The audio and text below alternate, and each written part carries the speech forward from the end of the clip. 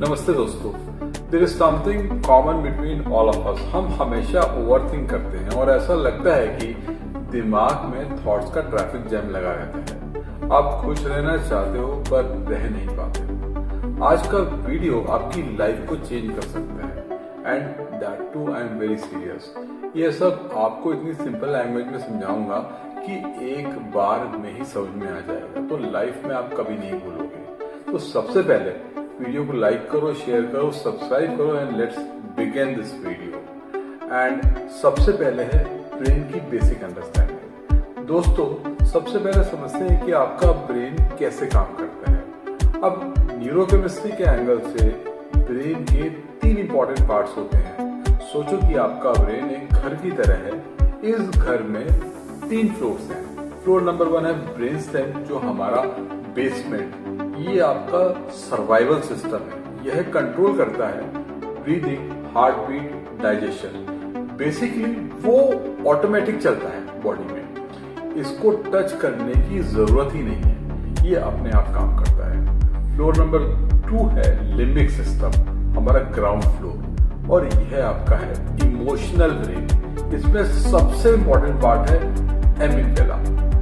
Amygdala को समझो तो एक सिक्योरिटी गार्ड की तरह काम करता है। इसका काम है डेंजर डिटेक्ट करना, डर दिखाना, प्रोटेक्ट करना, कंफर्ट जोन में रखना।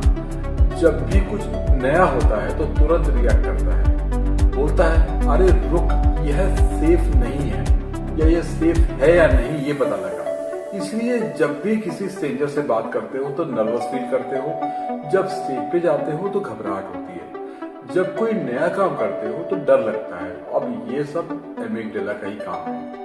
फ्लोर नंबर 3 है प्री फ्रंटल कॉर्टेक्स या पीएफसी, या हमारा टॉप फ्लोर। यह आपका लॉजिकल या थिंकिंग ब्रेन है। ये आपको ह्यूमन बनाता है।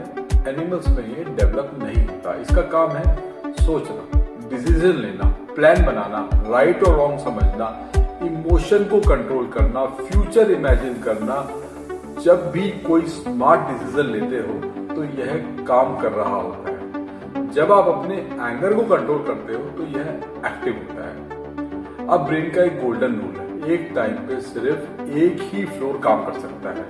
अगर एमिगडाला यानी कि आपका इमोशनल ब्रेन ऑन है तो प्री फ्रंटल कॉर्टेक्स यानी थिंकिंग ब्रेन ऑफ होता है। एग्जाम्पल, जब आप बहुत गुस्से में होते हो तो कुछ भी बोल देते हो, गलत डिसीजन ले लेते हो, बाद में रिग्रेट करते हो। क्यों? क्योंकि उस टाइम एमिगडाला कंट्रोल में था, प्री फ्रंटल कॉर्टेक्स नहीं। इसलिए कहते हैं कि गुस्से में कोई डिसीजन मत लो। समझ आया? सिंपल है ना?